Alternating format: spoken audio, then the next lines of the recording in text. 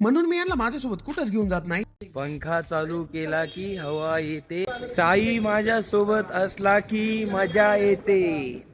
तर कसं काय मंडळी, मी तुमचा लाडका सिद्धू टेकडे. जसं का तुम्ही कालच्या व्हिडिओमध्ये पाहिलं का आम्ही एका ठिकाणी जेवण करण्यासाठी थांबलो होतो. जेवण वगैरे केलं आणि आम्ही राहण्याची सोय पण तिथंच केली आणि सकाळी उठून डायरेक्ट महाबळेश्वर गाठलं. आता सकाळ सकाळी गर्दी नसल्यामुळे आमचं दर्शन एकदम चांगल्या पद्धतीने झालं. आणि महाबळेश्वरी म्हणल्यावर वातावरणाचा विषयच वेगळा होता. तिथं दर्शन वगैरे घेतलं आणि मस्तपैकी तिथं व्ह्यू एन्जॉय करत बसलो. त्यानंतर आम्हाला आमचे मित्र म्हणले का इथे जवळच ना कृष्णा नदीचा उगम झालेला आहे, तिथं पण जाऊन येऊ. आणि तिथे जाऊन पुढलं वातावरण पाहिल्याच्या नंतर एकच वाक्य आठवत होतं आणि ते म्हणजे स्वर्ग स्वर्ग म्हणतात ते ह्योच का. आणि हा नेमका विषय कसा आहे तुम्ही कमेंट मध्ये सांगा. त्यानंतर आमच्या पोरांना स्ट्रॉबेरीचे शेत दिसले. पोरांना म्हणलं अरे अजून कच्च्या आहे नका उड्या आणू लगेच. तिथून परत आलो डायरेक्ट पंचगंगा मंदिरला गेलो. तिथं मस्तपैकी दर्शन वगैरे घेतलं. मग म्हणलं आता लवकर गाडीपर्यंत पोहोचायला पाहिजे, नाही तर आपले मित्र आपल्याला इथं सोडून जातील. आता नवीन प्लॅन ठरतच होता नेमकं जायचं कुठं, तर तेवढ्यात आम्हाला एक प्लॅन सुचला का मार्केटला जाऊन येऊ. मग लगेच गाडी वळवली निघालो मार्केटकडे. एक वेळेस अख्खं जग उपाशी राहीन पण माझे मित्र उपाशी राहू शकत नाही. मग ते म्हणले आपल्याला नाश्ता करायचा आहे आणि आमच्या नाश्त्याचं बिल बाकीच्या जेवणापेक्षा जास्त आलं. आणि जेव्हा बिल द्यायची बारी आली तेव्हा सगळे मागे सरकले. म्हणले व्लॉगर पुढे या तुम्ही. मग काय 1050 रुपये सगळे नाश्त्याचं बिल झालं होतं. मग पेड केलं निघालो तिथून